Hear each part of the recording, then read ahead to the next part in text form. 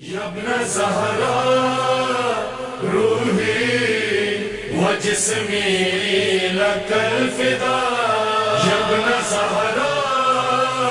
روحی و جسمی لک الفدا، یا حسین یا حسین یا حسین یا حسین یا غریب یا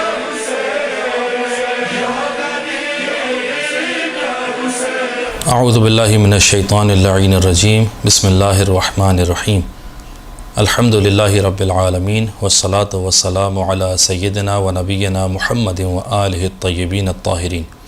واللعنۃ الدائمۃ علی اعدائہم اجمعین۔ عزیزان محترم،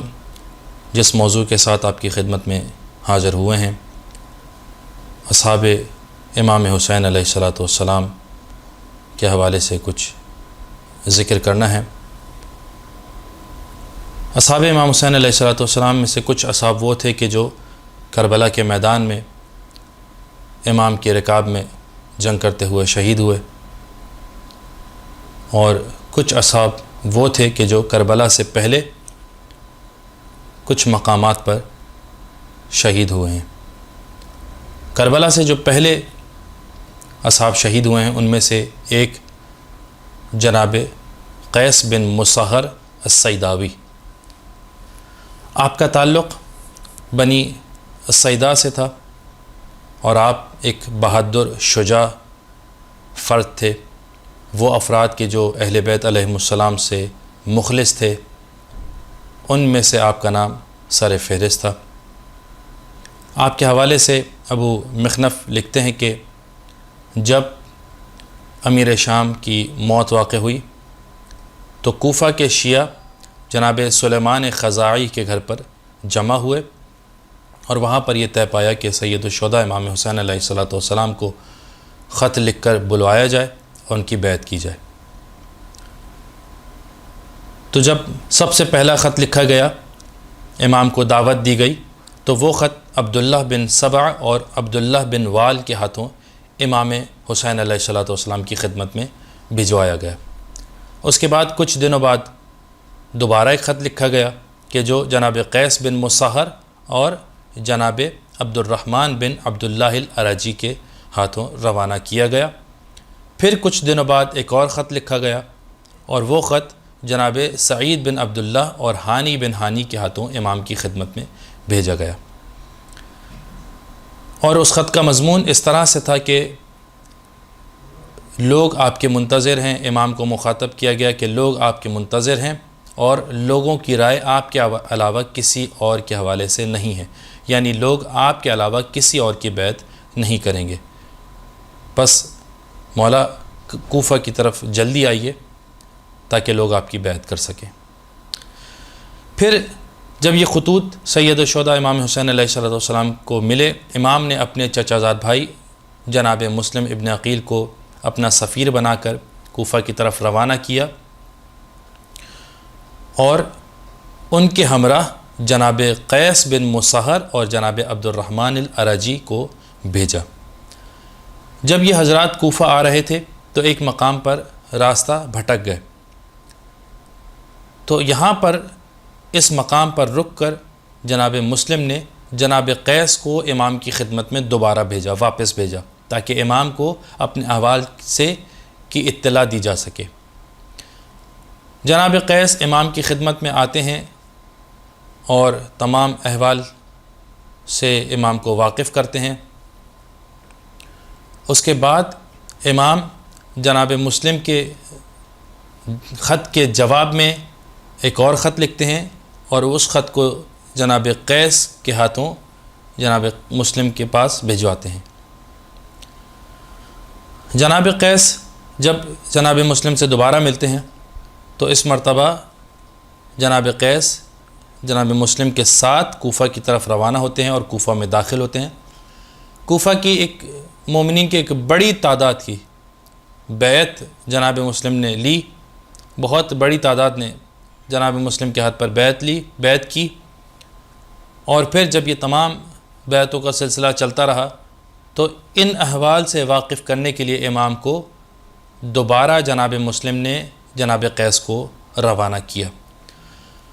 جناب قیس جب دوبارہ امام کی خدمت میں حاضر ہوئے، امام اس مرتبہ کوفہ کے راستے میں تھے، مکہ سے نکل چکے تھے۔ جب دوبارہ جناب قیس امام سے ملاقات کرتے ہیں تو اس مرتبہ جناب قیس امام کے ساتھ ساتھ کوفہ کی طرف آتے ہیں۔ پھر ایک مقام پر رک کر امام جناب قیس کو دوبارہ روانہ کرتے ہیں کہ جناب مسلم کو خبر دی جائے کہ ہم کوفہ کی طرف ہیں، کوفہ آنے والے ہیں۔ اس مرتبہ جناب قیس جب کوفہ کی طرف جا رہے تھے تو حسین بن تمیم کہ جو ابن زیاد عبید اللہ ابن زیاد کی طرف سے کوفہ کے داخلی رستوں پر، کوفہ کے خارجی رستوں پر مامور تھا، جو کوفہ کی طرف رستے آ رہے تھے ان پر مامور تھا، وہ جناب قیس بن مصہر کو گرفتار کر لیتا ہے،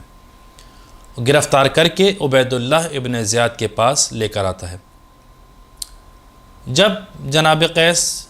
بن مصہر عبید اللہ ابن زیاد کے پاس آتے ہیں تو عبید اللہ ابن زیاد جناب قیس سے اس خط کا مطالبہ کرتا ہے کہ جو خط امام نے بھیجا تھا، امام کی جانب سے آیا تھا۔ تو جناب قیس فرماتے ہیں کہ وہ خط میں نے پھاڑ دیا ہے تاکہ تم اس خط کے مضمون سے جو کچھ اس خط میں ہے اس سے واقف نہ ہو سکو۔ جب عبید اللہ یہ سنتا ہے تو پوچھتا ہے وہ خط کن لوگوں کے لیے تھا؟ تو جناب قیس فرماتے ہیں کہ جن افراد کے لیے وہ خط تھا مجھے ان کے اسماء کا علم نہیں ہے، میں ان کے ناموں کو نہیں جانتا۔ یہ سن کے عبید اللہ کہتا ہے کہ مطالبہ کرتا ہے کہ اچھا ٹھیک ہے، مجھے اس خط سے واقف نہ کرو، اس کے مضمون سے واقف نہ کرو، تو ٹھیک ہے جاؤ ممبر پر اور جا کر حسین بن علی اور ان کے اجداد سے برات کرو، بیزاری کا اظہار کرو۔ اب جب جناب قیس بن مصہر ممبر پر جاتے ہیں تو ممبر پر جا کر اللہ کی حمد و ثنا کرتے ہیں، رسول پر درود و سلام بھیجتے ہیں، اس کے بعد فرماتے ہیں کہ اے لوگوں، پروردگار کی مخلوق میں سب سے بہترین مخلوق جناب حسین بن علی علیہ السلام ہیں، اور وہ رسول خدا کی دختر جناب فاطمہ کے لخت جگر ہیں، ان کے بیٹے ہیں۔ اور اس کے بعد اس جملے کے بعد عبید اللہ ابن زیاد اور اس کے اجداد پر لعنت کرتے ہیں، ان سے بیزاری کرتے ہیں، اور اس کے بعد امیر المؤمنین علیہ السلام پر درود و سلام بھیجتے ہیں۔ جب یہ تمام ماجرا عبید اللہ ابن زیاد دیکھتا ہے تو ایک مرتبہ طیش میں آ کر ان کو قصر الامارہ کی بلندی سے نیچے گرا دینے کا حکم صادر کرتا ہے۔ اس کے حکم کے مطابق جب جناب قیس کو قصر الامارہ کی بلند و بالا عمارت پر لے جایا جاتا ہے تو وہاں سے نیچے کی طرف گرایا جاتا ہے، نیچے کی طرف دھکا دیا جاتا ہے۔ عزیزان محترم، جب جناب قیس قصر الامارہ سے نیچے زمین پر گرتے ہیں تو ابو مخنف لکھتے ہیں کہ فتقطع ومات، ان کے ٹکڑے ٹکڑے ہو گئے اور وہ شہید ہو گئے۔ عزیزان محترم، جناب قیس کی منزلت، ان کا مرتبہ سید الشہداء امام حسین علیہ السلام کے نزدیک اس طرح سے تھا